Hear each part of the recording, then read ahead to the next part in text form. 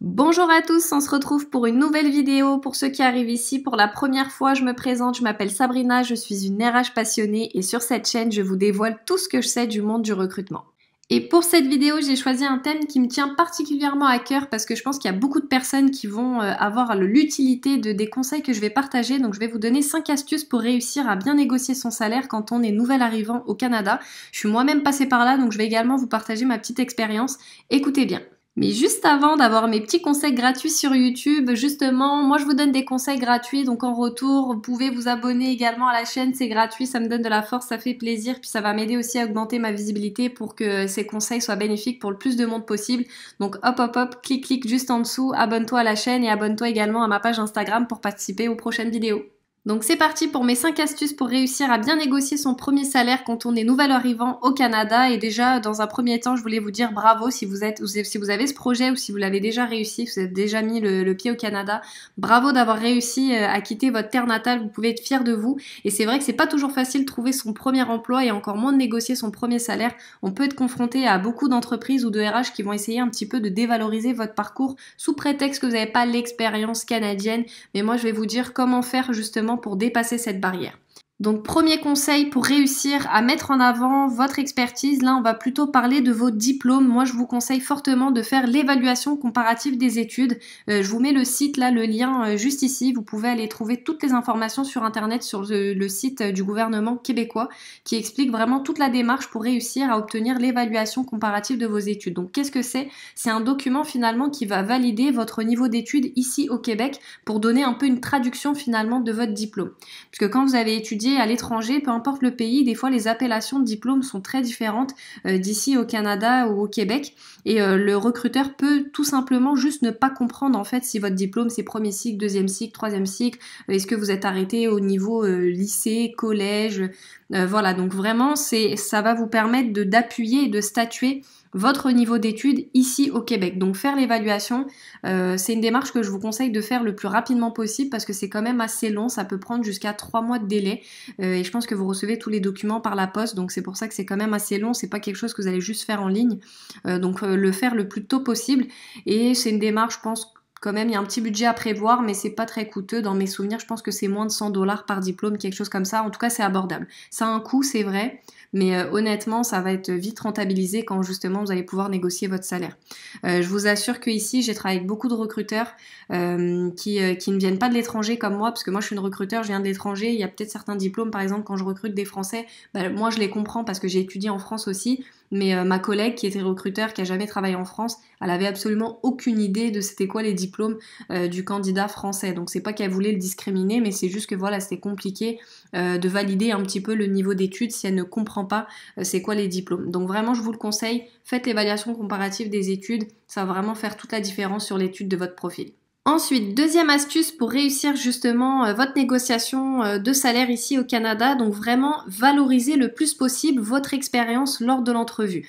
Moi, comme je vous le dis, je vous partage mon expertise de recruteur et sur le terrain, je reçois beaucoup en entrevue des personnes qui viennent d'arriver au Canada et il y a comme un peu cette tendance automatique de tout de suite se dévaloriser, se dire ok, j'ai entendu, ça va être difficile de trouver du boulot, on va me demander l'expérience canadienne, je l'ai pas et tout de suite la personne, le candidat se met directement en difficulté en étant un peu timide sur l'exposition de ses compétences et de son expertise. Donc moi vraiment je vous conseille de prendre confiance en vous et de pas avoir honte d'exposer votre expertise, d'exposer vos talents, d'exposer justement tout ce que vous avez appris, tout ce que vous savez faire. Ne vous dévalorisez pas vous-même, vraiment ne vous tirez pas une balle dans le pied. Vous n'êtes pas moins compétent qu'un autre candidat qui a déjà de l'expérience au Canada. Voilà, il vous manque peut-être la culture au travail que vous ferez bien évidemment un plaisir d'apprendre sur place, mais pour le reste, une expérience reste une expérience. Quand vous avez 10 ans d'expérience professionnelle, vous avez 10 ans d'expérience professionnelle.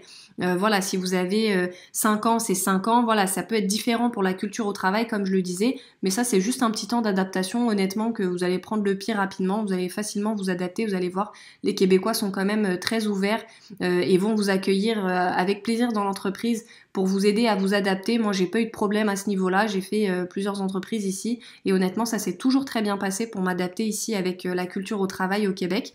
Donc vraiment, prenez confiance en vous et ne laissez pas justement cette image planer parce que vous êtes un petit peu responsable aussi des idées que vous allez implanter dans la tête du recruteur avec lequel vous allez échanger. Donc ne donnez pas cette impression au recruteur, puisque ça va un petit peu finalement malgré lui confirmer que bah oui c'est vrai, vous n'avez pas l'expérience canadienne, peut-être que vous n'êtes pas adapté pour le poste. Non, au contraire, franchement vraiment, prenez confiance en vous, vous dévalorisez pas, et même si un recruteur vous fait la remarque, ça peut arriver. J'ai eu plusieurs témoignages comme ça, malheureusement, c'est vrai que c'est pas très éthique, je trouve, pour un recruteur de faire ce genre de remarque, mais même si un recruteur vous fait la remarque, surtout ne vous laissez pas déstabiliser et prenez confiance en vous, exposez vos expériences en toute transparence, mettez en lumière vos compétences, tous les outils que vous avez utilisés, surtout des outils informatiques, c'est les mêmes en général partout dans le monde, ça va être les mêmes ici au Québec. Donc vraiment, mettez tout ça en avant et ayez confiance en vous. Sauf petite exception, je me permets une petite parenthèse sur tous les conseils que je viens de vous donner là pour valoriser votre expertise. Renseignez-vous bien sur votre secteur de métier. Ici au Canada, il y a certains métiers qui sont régis par des ordres professionnels.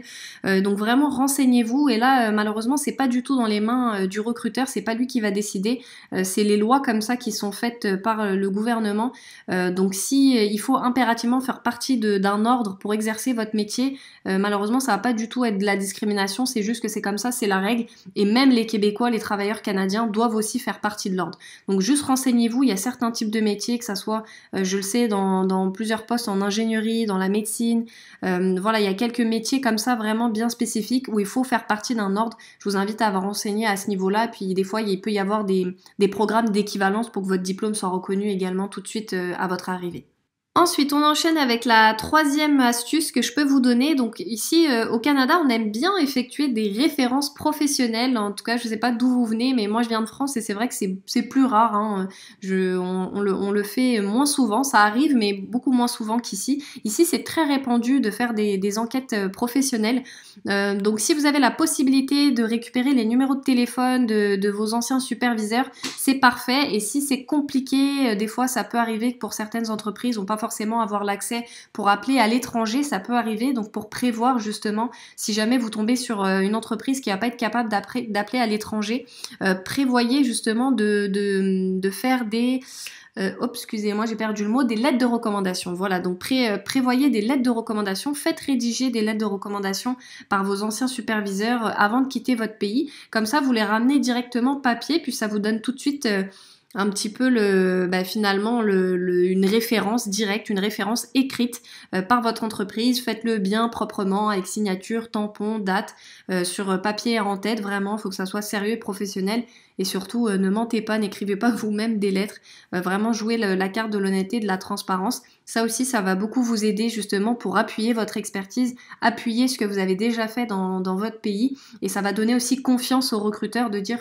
Oui, bah ok, il vient d'un autre pays, je connais pas l'entreprise, mais j'ai quelques preuves, j'ai quelques appuis justement pour certifier un petit peu son parcours et son expertise. Ensuite, quatrième astuce, bon ça c'est sûr que si vous êtes à la période de négociation de salaire, ça sera peut-être un petit peu trop tard, mais en tout cas je vous le donne tout de suite pour que vous le fassiez en amont. Vraiment adaptez votre CV au modèle de CV canadien et québécois. Je vous mets la vidéo, je vous mets le lien, voilà, juste ici, vous avez qu'à cliquer. Je vous donne 10 conseils pour réussir à faire un CV ici au Canada. Donc vraiment déjà de 1, ça va maximiser vos chances d'être appelé en entrevue, puisque ça va tout de suite finalement effacer, on va dire physiquement sur l'aspect du CV que vous êtes nouvel arrivant, alors que si vous avez un CV qui n'est pas adapté, juste le recruteur il va ouvrir votre CV, il va savoir que vous venez pas d'ici. Donc pour éviter justement cette mauvaise première impression, en tout cas que vous n'êtes pas adapté au marché québécois, bien faire un CV qui est adapté aux habitudes de lecture de CV ici au Canada. Déjà ça va, comme je vous le dis, effacer voilà cette impression de nouvel arrivant et on va se dire ok bah ça c'est quelqu'un qui connaît un petit peu les règles de fonctionnement sur le marché de l'emploi ici au Canada, donc ça rassure. Ça prouve aussi que vous avez fait un effort d'intégration en essayant d'aller comprendre les habitudes de recherche d'emploi ici et que vous êtes finalement prêt à vous adapter à une nouvelle culture de travail. Parce qu'en général, c'est ça qui peut des fois effrayer à l'embauche d'un nouvel arrivant ou qu'on peut justement appuyer sur ça pour dévaloriser un petit peu votre salaire, c'est de dire que vous n'êtes pas encore adapté au marché de l'emploi canadien. Donc bien prouver ça déjà rien qu'à travers le CV, ça va beaucoup vous aider et vous pouvez également l'appuyer en entrevue lorsque vous échangez avec le recruteur. Vraiment, n'hésitez pas à appuyer le fait que vous êtes pas parti chercher de la connaissance pour comprendre un petit peu le monde de fonctionnement ici dans le monde du travail, que vous n'êtes pas, voilà, vous débarquez pas non plus d'une autre planète et que vous n'allez pas du tout comprendre comment ça fonctionne l'emploi ici au Canada ou au Québec. Donc vraiment n'hésitez pas à faire vos recherches, à parler avec des personnes qui ont déjà vécu cette expérience, qui ont déjà été nouvel arrivants, qui ont déjà vécu l'intégration sur le marché de l'emploi. N'hésitez pas à mettre en avant tout ça pour rassurer finalement le recruteur et de dire il n'y a pas de problème, une fois que je serai en poste, je vais m'adapter facilement et puis je serai pas voilà, je serai pas une source de, on va dire que t'es pas un poids pour l'entreprise finalement. Tu vas pas être un poids pour l'entreprise parce que t'es nouvel arrivant et donc tu peux mériter un salaire comme tout le monde. Et donc justement pour continuer à appuyer le fait que vous n'êtes pas moins méritant finalement qu'un travailleur qui a de l'expérience au Canada, ma dernière astuce, c'est vraiment, je vous invite fortement à le faire, c'est de parler en fait de votre projet d'immigration, d'être transparent sur les raisons qui vous ont donné envie de venir vous installer ici au Canada, au Québec. Pourquoi vous êtes venu ici? En général, c'est des belles choses que vous êtes venu chercher et faut pas avoir peur justement de l'exposer. Il y a des choses qui vous ont intéressé ici. Donc dites-les, ça prouve déjà que vous avez fait vos recherches, que vous êtes intéressé par le pays, que vous êtes intéressé par la culture, que vous comprenez le peuple avec qui vous allez maintenant vivre et travailler. Et surtout, je trouve qu'il faut ne pas hésiter à le mettre en avant parce que le fait d'immigrer, c'est quand même beau, enfin, ça demande du courage. Vous avez quitté votre terre natale pour venir vous installer à l'autre bout du monde. Vous avez fait rentrer toute votre vie dans 3 valises. Vous avez quitté votre famille. Vous arrivez ici, vous cherchez de l'emploi, vous connaissez rien à la culture du pays, vous connaissez personne, vous n'avez pas de piston. Donc je trouve que c'est un courage qui mérite d'être souligné en entrevue en fait. Donc n'hésitez pas à mettre en valeur en fait cette magnifique expérience de vie que vous êtes en train de faire. Donc c'est pas donné à tout le monde hein, d'oser en fait d'immigrer. Ça démontre vraiment une grande force d'esprit, une grande motivation.